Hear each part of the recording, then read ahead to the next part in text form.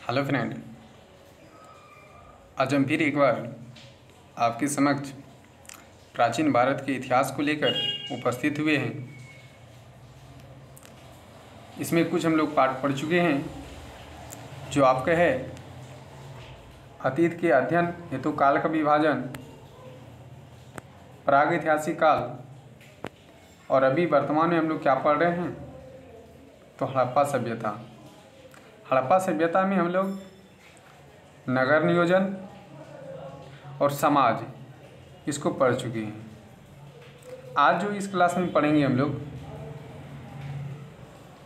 धार्मिक व्यवस्था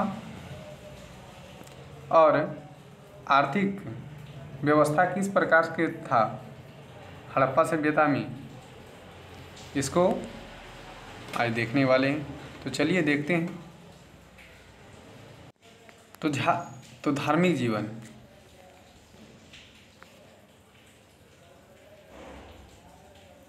कतई सैंडावासी अपने देवी देवताओं के अनेक रूप में पूजा करते थे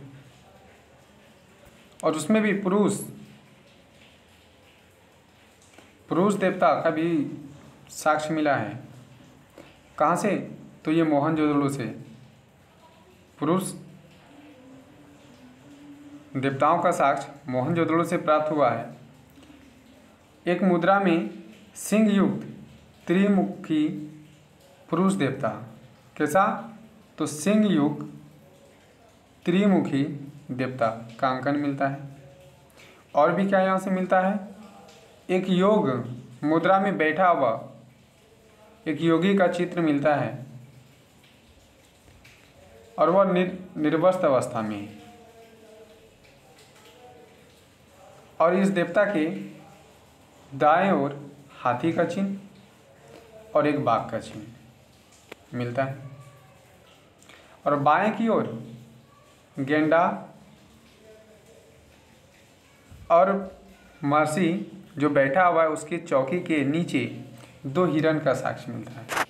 तो यहाँ से क्वेश्चन पूछता है कि योग मुद्रा में बैठे हुए एक योगी का प्रमाण किस स्थान से मिलता है? तो ये मोहनजोदड़ो से मिलता है। योगी के दाएं ओर कितने जानवर बैठे हैं? तो दाएं ओर दो जानवर आप देख पा रहे हैं, ये दो जानवर है, हाथी और बाघ। योगी के बाएं ओर कितने जानवर बैठे हुए हैं? तो एक जानवर गेंडा आप दिखाई दे रहा है। योगी के नीचे वाले भाग में कितने जानवर हैं? तो दो जानवर।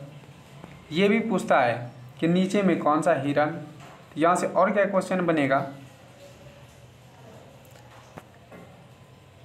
कि योगी के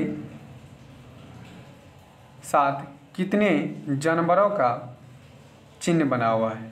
तो कितने की बात जैसे ही करेगा 5 जानवर हो जाएंगे, एक हाथी, दूसरा बाघ, तीसरा गेंडा और 2 यहाँ पर आपका आ गया हिरण, तो 5। लेकिन यहीं से यदि पूछ दे कितने प्रकार के जानवर मिला है तो 4 प्रकार के जानवर, संख्या 5, प्रकार 4। इतना ध्यान में रखना है। यहाँ से क्वेश्चन ये बनता है। चलिए आगे देखते हैं। क्वेश्चन कहता है मार्शल महोदय ने इस चित्र को शिव आदि रूप माना है। तो किसने माना है? तो वह जो चित्र है अंकन क्या हुआ उसको शिव आदि का चिन्ह माना है। पौराणिक काल में शिव को महायोगी, यहाँ ध्यान देना है कि शिव को महायोगी, पशुपतिनाथ, त्रिनेत्रधारी, त्रिशूलाधारी आदि के नाम से जाना जाता है, जिसका प्रतीकात्मक चित्रण इस मुद्रा में मिलता है। ये सारे बात किसने कहता है? तो ये जॉन मार्शल महोदय ने कहता है।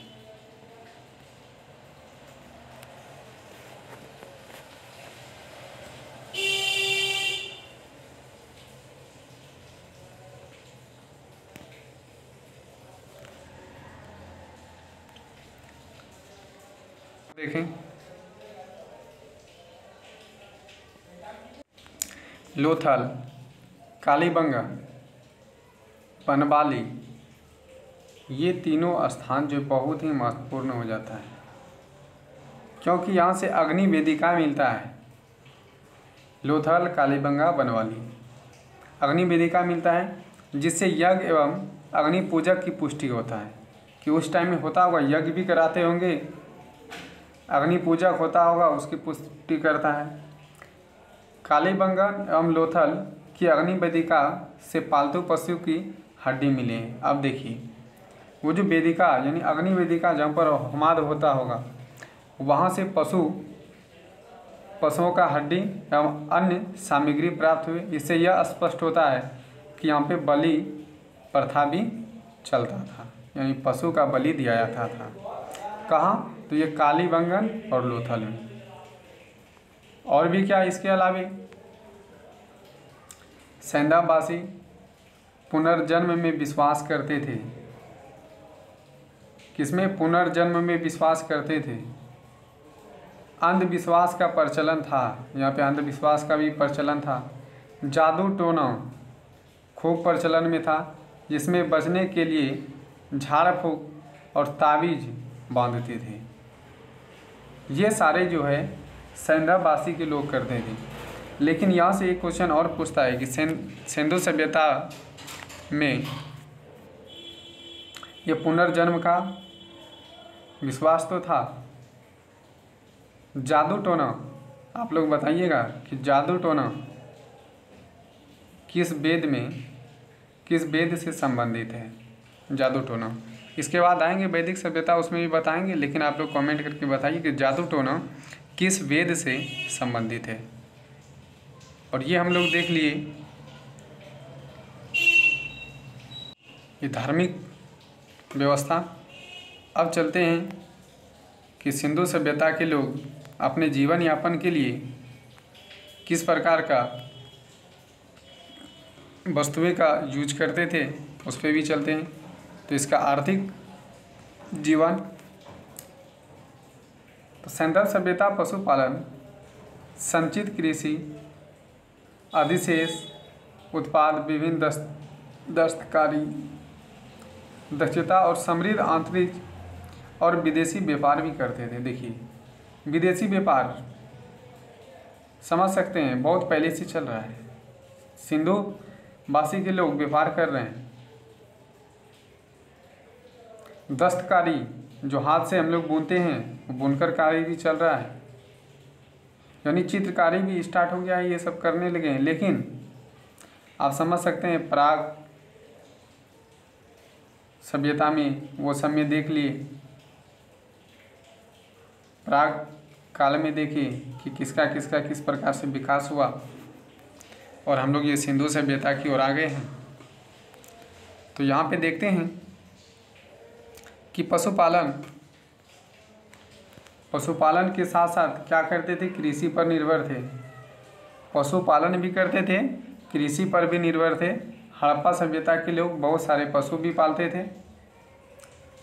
प्रमुख से भेड़, इसमें देखिए प्रमुख रूप से क्या क्या इसमें होता, यानी कि पालन करते थे पशुपालन में। तो भेड़, बकरी, गाय, बैल, भैंस, भैंसा, ये सब प्रमुख थे। सूअर पालतू एवं जंगली दोनों थे। सूअर जो था कैसा था? पालतू एवं जंगली। यहाँ से क्वेश्चन पूछेगा कि निम्नलिखित में से कौन से पशु जंगली एवं पालतू सिंधु सभ्यता में प्रचलन में था? तो क्या हो जाएगा? सूअर। कुत्ता पालतू पशु था। और इसमें पूछेगा कि मनुष्य ने सबसे पहले किस पशु का पालन शुरू किया, किसको पालतू बनाया? तो कुत्ता को बनाया। ठीक है, इसके कई नस्ल मिले हैं। कुत्ता के भी बहुत सारे नस्ल मिले हैं। और सिंधुवासी क्या पालते थे? इसके अलावे ऊँट भी पालते थे। हड़प्पा से गधे के साक्ष्य मिले हैं। हड़प्पा में गधे का साक्ष्य मिले हैं। घोड़ा के संबंध में विद्वानों के बीच मतभेद है। इसका मतलब है कि घोड़ा नहीं के बराबर प्रचलन में होगा। सुरकोटदा से अंतिम चरण से घोड़े की हड्डी मिली। ये लास्ट के चरण में, यानी कि जब खुदाई हो रहा था और उसका देखा जाता है काल में, तो उसके लास्ट काल में एक घोड़े का हड्डी मिलता है, कहाँ से? सुरकुर्दा से। कहा जाता है संदर्भवासी के लोग घोड़े से परिचित थे, लेकिन ये अभी क्या है? विवाद है, ये स्पष्ट नहीं हो पाया है।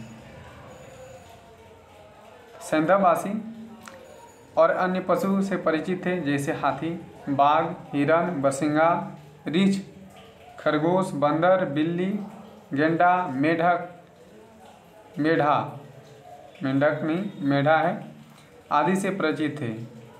सिंधववासी के लोग सिंह से परिचित नहीं थे। यहाँ से क्वेश्चन पूछा जाता है कि किस प्रकार से जानवर से वो परिचित नहीं थे। दे देगा ऑप्शन, खरगोश, बिल्ली, हिरण, हाथी, सिंह। तो उसमें सिंह क्या हो जाएगा? नहीं होगा। और भी क्या, कृषि में देखते हैं, कृषि के साथ साथ क्या है? अभी तो वो देखें हम लोग, पशुपालन के साथ साथ उसमें कृषि तो कर रहा था, लेकिन उसमें पशु कौन कौन सा पाला जा रहा था तो उसको भी बताएं।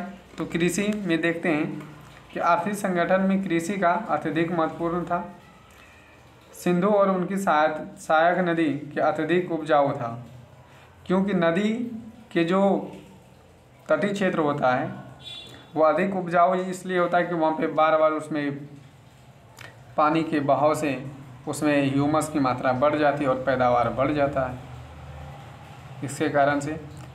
तो इसमें क्या, सेंधववासी अपने रबी फसल की बुआई अक्टूबर और नवंबर माह में करते हैं। और कमेंट भी करके अभी बताइए कि वर्तमान समय में रबी फसल कब बोया जाता है और कब काटा जाता है। और कटाई मार्च और अप्रैल में करता था, ये रबी फसल की बात। और क्या, कृषि उपकरण के लिए हल, कुदाल, कुल्हाड़ी, हाशिए आदि का प्रयोग करते थे।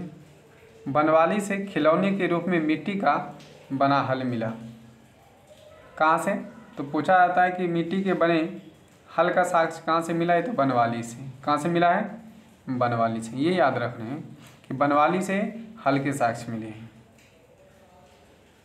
और क्या, कालीबंगन से प्राग सैंधव स्तर से क्या मिलता है? जुते हुए खेत के निशान मिले। कहाँ से?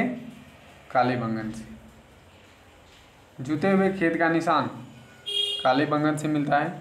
खेत में 2 फसल उगाने का प्रमाण मिला है, जिसमें से प्रमुख फसल गेहूँ, जौ, उसके अलावा चावल, बाजरा, राई, सरसों, तिल, मटर, कपास आदि 9 फसल उपज किए जाते थे उस टाइम में। सोचिए 9 फसल उसी टाइम में उपज किया जाता था। और बनवाली से उत्तम किस्म के जौ मिले हैं। यहाँ से क्वेश्चन आता है कि उत्तम किस्म के जौ किस स्थल से मिले हैं? तो बनवाली से मिला है। जुते हुए खेत का साक्ष्य कहाँ से मिला है? तो आप कमेंट करके बताइए, अभी जस्ट हम बताएं। लोथल एवं रंगपुर से चावल के साक्ष्य मिले हैं। लोथल और रंगपुर से चावल के साक्ष्य मिले हैं। गेहूं की 2 किस्में मिले हैं, ट्रिटिकम और कम्पेक्टम। और कम्पेक्टम जो है बड़े गेहूं हैं, इसी का नाम है पूरा। ये जो ट्रिटिकम, कम्पेक्टम ये बड़े प्रकार के गेहूं हैं। ट्रिटिकम स्फेरिकम ये छोटे दाने हैं। हड़प्पा एवं मोहनजोदड़ो से 6 धारी वाले जौ के साक्ष्य मिले हैं। यहाँ से क्वेश्चन, 6 धारी वाले जौ के साक्ष्य कहाँ से मिले हैं? तो हड़प्पा और मोहनजोदड़ो से मिले हैं। सेंधववासी विश्व में कपास के प्रथम उत्पादक थे। पूछा जाता है कि पूरे विश्व में सबसे पहले कपास की खेती कहाँ पर किया गया? तो वहाँ पे सेंधववासी ये सब नहीं रहता है, मेसोपोटामिया ये सब नहीं रहता है, चीन रहता है, जापान रहता है, भारत रहता है। तो वहाँ पे क्या देना है? भारत। ठीक है, इसलिए यूनानी ने कपास के नाम को सिंडोन, जो सेंधववासी की उपज था इसलिए इसको सिंडोन, कौन? यूनानी के लोगों ने क्या कहा? सिंडोन बोला था। जब इतना यहाँ पे फसल उपज हो रहे हैं तो व्यापार भी होगा, उसके लिए उद्योग भी लगेंगे। तो देखते हैं उद्योग क्या क्या उसमें लगाए गए हैं उस समय। तो सेंधव-वासी विभिन्न उद्योग से परिचित थे और प्रमुख उद्योग किसका था? वस्त्र का, क्योंकि यहाँ पे कपास की खेती बहुत ही ज़्यादा मात्रा में, और सिंधु सभ्यता के लोग सूती वस्त्र और ऊनी वस्त्र दोनों प्रकार के वस्त्र का प्रयोग करते थे। और सैंधव स्थल के प्रत्येक मकान में कताई बुनाई का प्रयुक्त मिट्टी एवं संग के बने 2-3 छेद वाले क्या मिला है? तकवे मिले। इसका मतलब है कि प्रत्येक घरों से यह कताई बुनाई चल रहा था।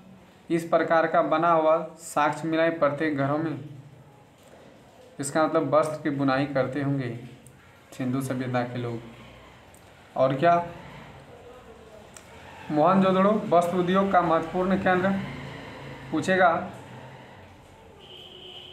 सिंधु सभ्यता में वस्त्र उद्योग के लिए महत्वपूर्ण स्थान कौन सा है? तो मोहनजोदड़ो। कौन सा होगा? मोहनजोदड़ो। इसके अतिरिक्त सैंधव सभ्यता के धातु उद्योग, गुड़िया मनका उद्योग, मूर्ति उद्योग, मृदभांड उद्योग, हाथीदांत से निर्मित वस्तु का उद्योग इस प्रकार से प्राप्त थे। ईंट का भी प्रचलन था।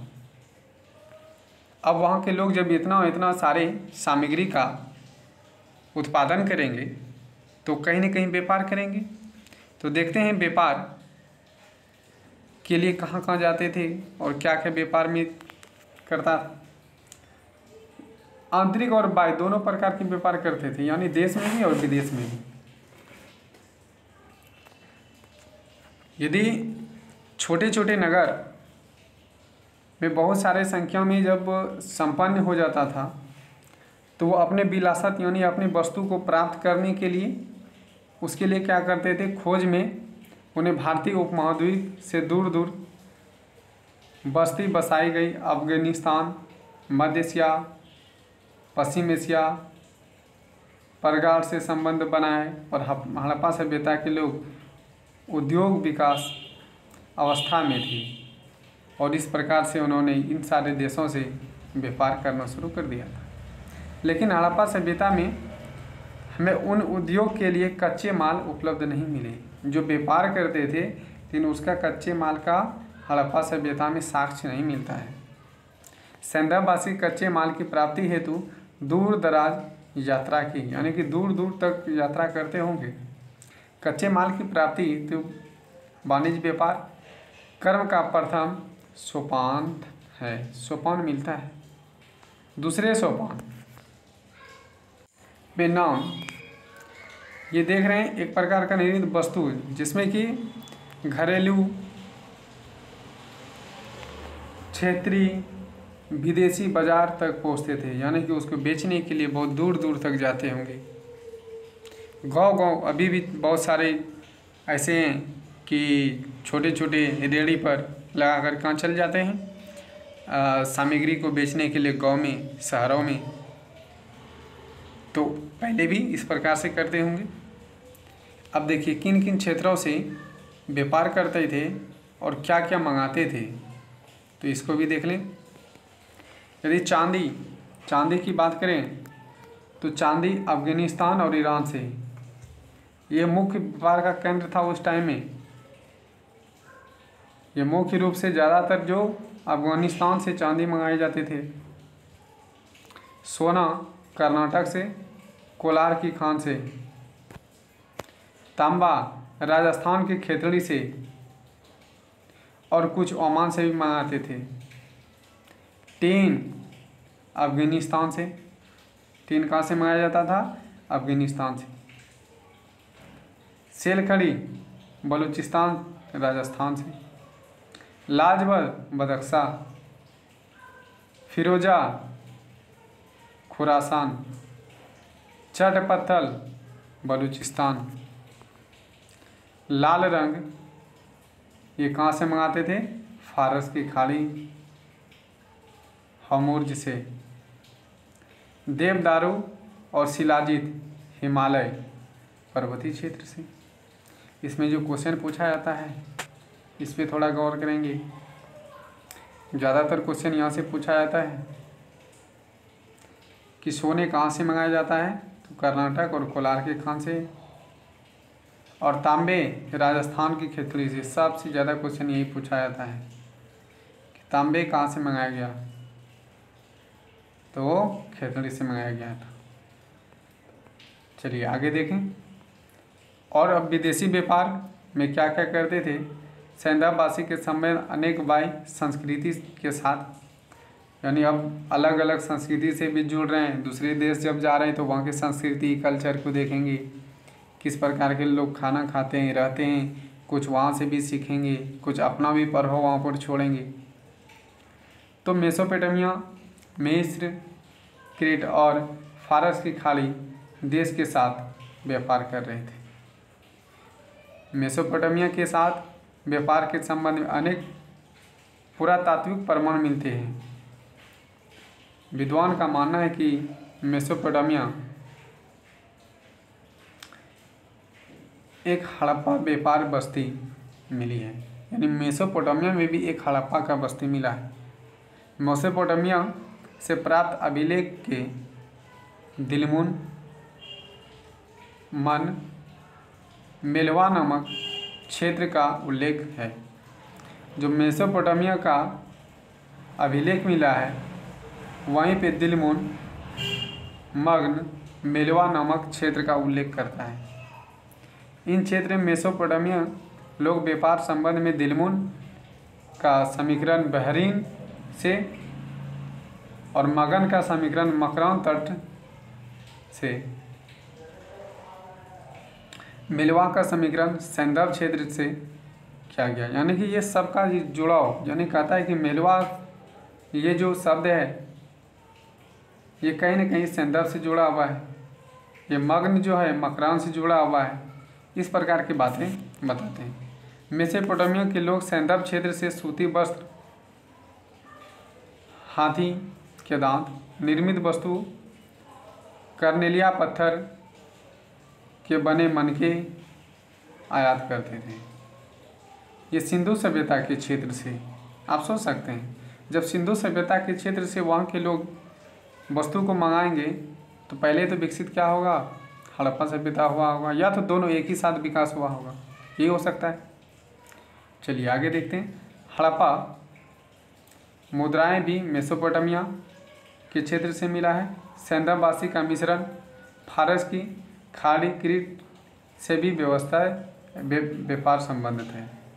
सोच सकते हैं कि उस टाइम में भी बहुत दूर दूर तक व्यापार करते थे, जो कि इतना कम साधन होता था पहले। जब व्यापार कर रहे होंगे उस टाइम में तो यातायात के लिए कुछ तो साधन होगा, कोई न कोई मार्ग तो होगा। तो व्यापार कैसे करते थे सैंधव काल के लोग, स्थल और जल दोनों मार्ग से करते थे। स्थल मार्ग का यातायात जो प्रमुख साधन रहा होगा, क्योंकि कठोर पहिए वाली बैलगाड़ी थी। इसके अतिरिक्त भारवाहक पशु भी थे जिसके यातायात में प्रयोग करते थे। जैसे अभी उधर देखे हम लोग, हाथी देखे, ऊँट देखे, तो ये सब क्या है, उस पर भार दे दीजिए वो चलते बनेगा।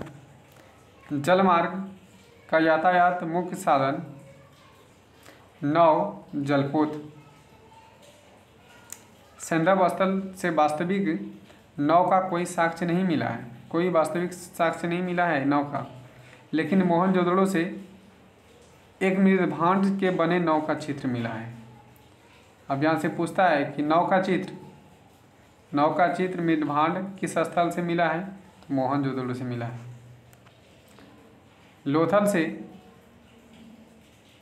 से मिट्टी के बने नाव के 5 मॉडल मिले हैं, 5 मॉडल मिले हैं। सोच सकते हैं उस टाइम में 5 मॉडल, इसलिए इस तरह के लोथल से डॉकयार्ड का साक्ष्य मिलता है। ये डॉकयार्ड वही हम बताए थे इसको पहले भी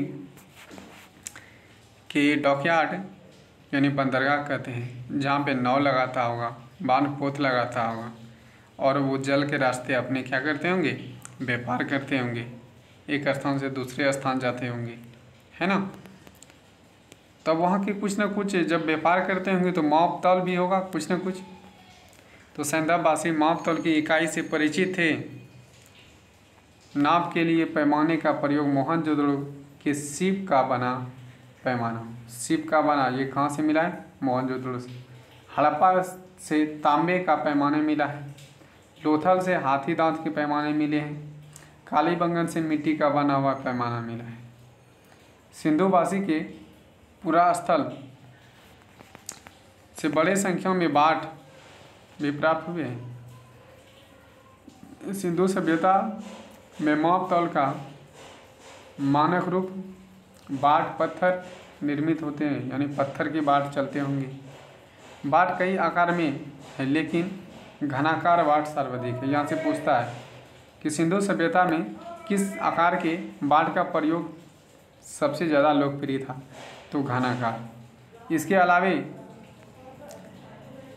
बड़े बाट 16 के गुणक के मिले हैं। यहाँ से पूछता है कि किस प्रकार के बाट का प्रयोग अधिक, तो वहाँ पे घनाकार लोकप्रिय था, लेकिन ये 16 के गुणक का जो है इस प्रकार का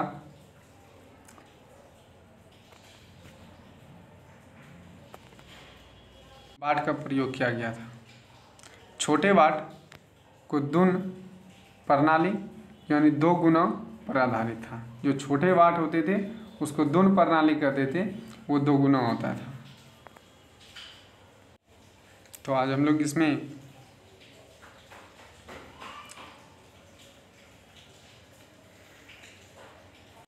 आर्थिक और धार्मिक स्थिति को पढ़ लिए।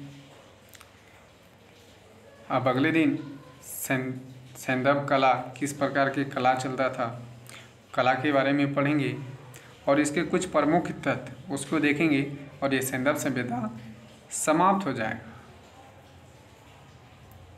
आप लोग को ये कैसे लग रहा है क्लास, आप लोग थोड़ा कमेंट करके बताएंगे और ज़्यादा से ज़्यादा लोगों तक पहुंचाने का प्रयास करेंगे। यदि इसमें कुछ त्रुटि हो रहा है तो आप हमको सलाह दे सकते हैं, इसमें स्वतंत्र हैं। यदि किसी प्रकार की दिक्कतें आ रही हैं तो आप हमको स्वतंत्र रूप से बोल सकते हैं, कमेंट में आप लिख सकते हैं, आपकी ये स्वतंत्रता है। आज के लिए इतना ही। जय हिंद।